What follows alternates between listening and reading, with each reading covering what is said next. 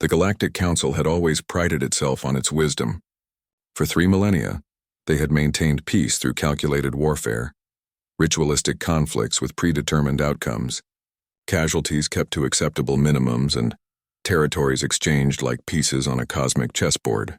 It was civilized. It was logical.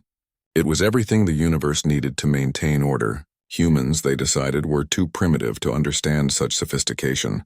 Ambassador Zektar of the Velnari Confederation adjusted his crystalline appendages as he reviewed the Council's historical records.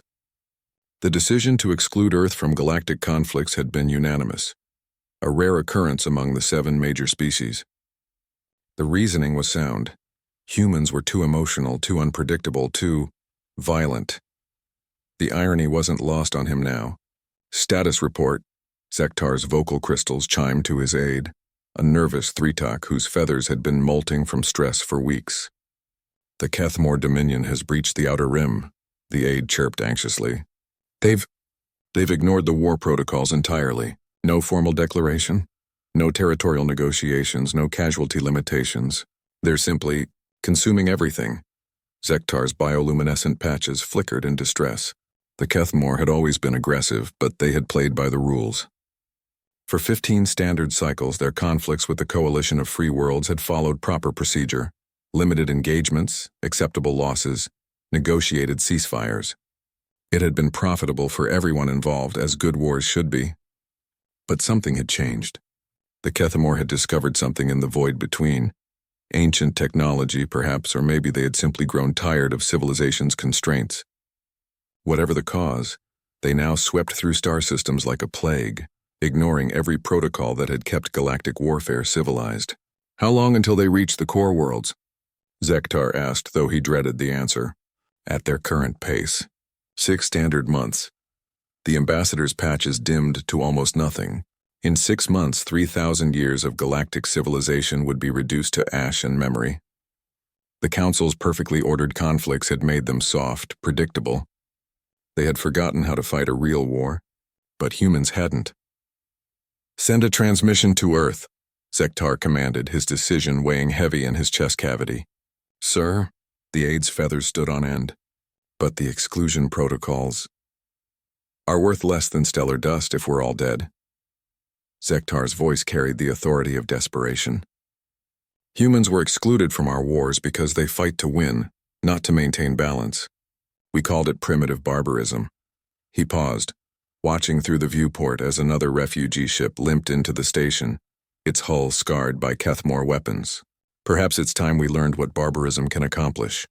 The response from Earth came faster than expected, not through diplomatic channels or formal communications, but through the sudden appearance of ships, strange, angular vessels that seemed to ignore several fundamental principles of physics. They materialized at the edge of the system like ghosts made manifest, their hulls bearing scars that spoke of countless battles. Admiral Sarah Chen materialized on the station's main deck via what humans called a transporter, technology that violated at least 4 major scientific principles, but worked anyway. She was smaller than most species expected, her form compact and efficient, wearing a simple uniform marked with insignia that somehow conveyed authority despite its plain design. You called for help, she said without preamble, her voice carrying an edge that made Zektar's survival instincts twitch. Tell me about the enemy. The briefing was swift and brutal.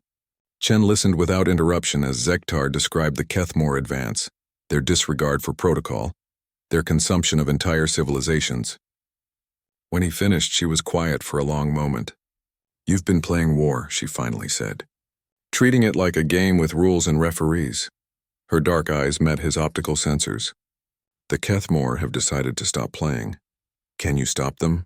Chen smiled, and Zektar suddenly understood why humans had been feared across the galaxy. It wasn't a pleasant expression. It was the baring of teeth by a predator that had found its prey. Admiral, she said into her communication device, initiate Protocol 7 full deployment. What followed defied every principle of civilized warfare. The humans didn't issue formal declarations or demand territorial negotiations. They didn't limit their casualties or preserve infrastructure for future governance.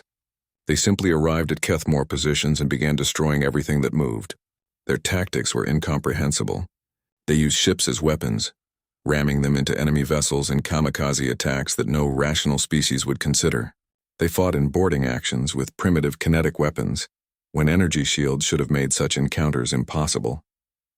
They turned their own damaged vessels into bombs, using reactor overloads to eliminate enemy formations. Most disturbing of all, they seemed to enjoy it. Zektar watched the battle reports with growing horror and admiration. Human forces were outnumbered 3-1, their technology inferior by most standards, yet they were winning. Not through superior firepower or advanced tactics, but through sheer, relentless aggression that broke the Kethmor's will to fight.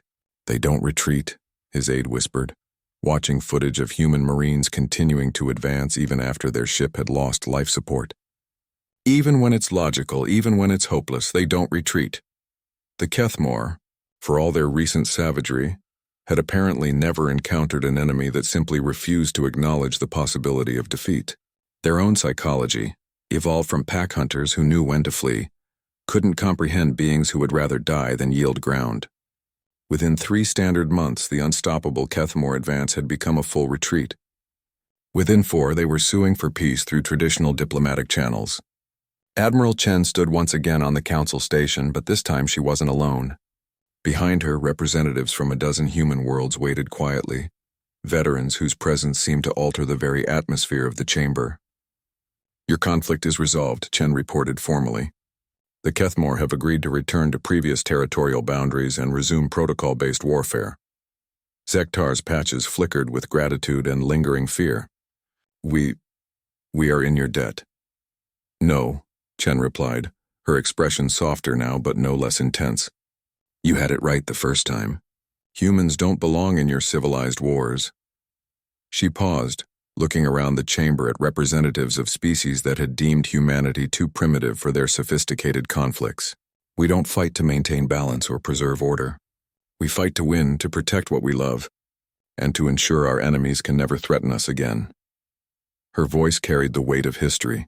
Countless wars on a small blue world where mercy was weakness and survival demanded everything. "That's not civilization," she continued. "That's something older, something you've forgotten in your 3,000 years of peace." She turned to leave, then stopped. "But remember this, when real monsters come for you, when the rules no longer matter and civilization hangs by a thread, we'll be waiting. We'll always be the barbarians at the gate, ready to do what civilized species cannot." As the human ships disappeared into the void, Zektar understood why they had been excluded from galactic wars. It wasn't because they were too primitive to understand sophisticated conflict. It was because they understood war too well. The galaxy had spent millennia turning warfare into performance art, a carefully choreographed dance of limited aggression and acceptable losses. They had forgotten that war in its truest form was about survival, and humans had never stopped remembering. Now the galaxy understood why Earth had been quarantined from their conflicts. It wasn't to protect the universe from human barbarism. It was to protect human barbarism for when the universe truly needed it.